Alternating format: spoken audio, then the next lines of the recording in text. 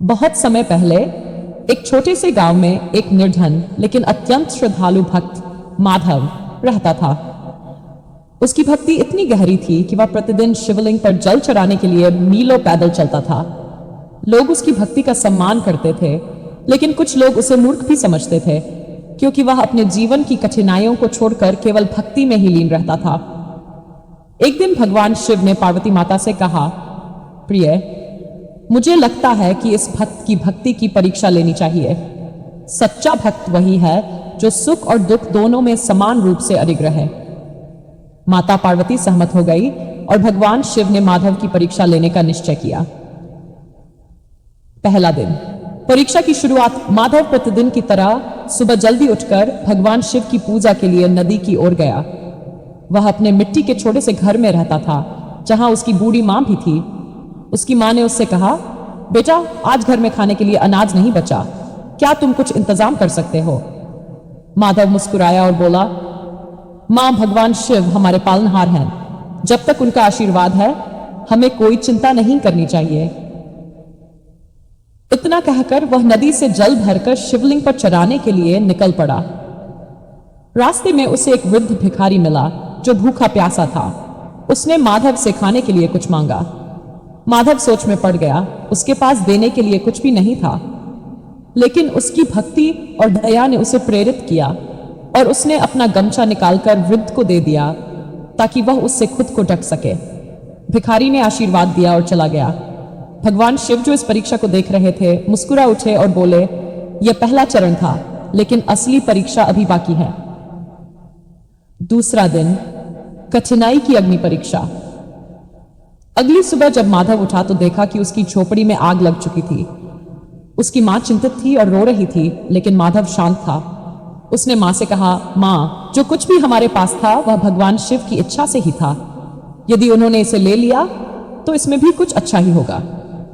गांव के लोग आए और माधव से कहने लगे, तुम रोज शिवजी की पूजा करते हो, फिर भी तुम्हारे साथ ऐसा क्यों हुआ? क्या तुम्हारा भगवान तुम्हारी रक्षा नहीं कर सकता? माधव मुस्कुराया और बोला, ईश्वर की लीला अपरंपार है, यह परीक्षा भी उन्हीं की कृपा से है। भगवान शिव ने यह सुनकर माता पार्वती से कहा, देखो पार्वती, यह भक्त अब भी विचलित नहीं हुआ, इसकी परीक्षा और कठिन करनी होगी। तीसरा दिन चरम परीक्षा। अब भगवान शिव ने एक और परीक्षा लेने का निश्चय किया। उन्होंने माधव को एक अमीर व्यापारी के रूप में दर्शन दिए और उससे कहा, तुम रोज शिवजी की पूजा करते हो, लेकिन को तुम्हारे पास कुछ भी नहीं बचा। यदि तुम मेरी सेवा करोगे और शिवजी को छोड़ दोगे तो मैं तुम्हें बहुत धन दूंगा। माधव ने विनम्रता से जवाब दिया, धन दौलत तो क्षणिक है, लेकिन भगवान शिव अनंत है। मैं अपनी भक्ति को त्याग कर सांसारिक सुखों के पीछे नहीं भाग सकता। फिर व्यापारी रूप में आए भगवान शिव हंस पड़े और अपने वास्तविक स्वरूप में प्रकट हो गए। वत्स, तुम्हारी भक्ति अडिग है। तुमने हर कठिनाई में भी अपना विश्वास नहीं खोया, इसलिए मैं तुम्हें आशीर्वाद देता हूं।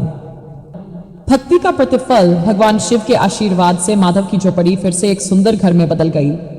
उसकी मां स्वस्थ हो गई और गांव के लोग ये देखकर आश्चर्यचकित रह गए। भगवान शिव ने माधव से कहा, सच्ची भक्ति वही होती है जो किसी भी परिस्थिति में विचलित न हो। तुमने अपनी निष्ठा साबित कर दी, इसलिए अब तुम्हें जीवन में कोई कष्ट नहीं होगा। माधव ने हाथ जोड़कर भगवान शिव का धन्यवाद किया और कहा, हे महादेव, मेरा सबसे बड़ा सुख आपकी भक्ति में ही है। धन और संपत्ति तो क्षणिक है, लेकिन आपकी कृपा ही जीवन का असली धन है। सीख, ये कहानी हमें क्या सिखाती है? 1. सच्ची भक्ति कठिनाइयों में भी अडिग रहती है। भगवान अपने भक्तों की परीक्षा अवश्य लेते हैं, लेकिन अंत में उनकी रक्षा भी करते हैं। धन दौलत से बड़ा कोई वरदान नहीं, सच्ची भक्ति ही जीवन का सबसे बड़ा खजाना है। दूसरों की सेवा और निस्वार्थता सच्चे भक्त की पहचान होती है। माधव की कहानी हमें सिखाती है कि ईश्वर की राह पर चलने वालों को कठिनाइयों से गुजरना पड़ता है, लेकिन जो अडिग रहते हैं उन्हें अंततः शिवजी का आशीर्वाद प्राप्त होता है। जीवन में चाहे कितनी भी मुश्किलें आए, हमें हमेशा विश्वास बनाए रखना चाहिए कि भगवान हमारे साथ हैं। हर हर महादेव।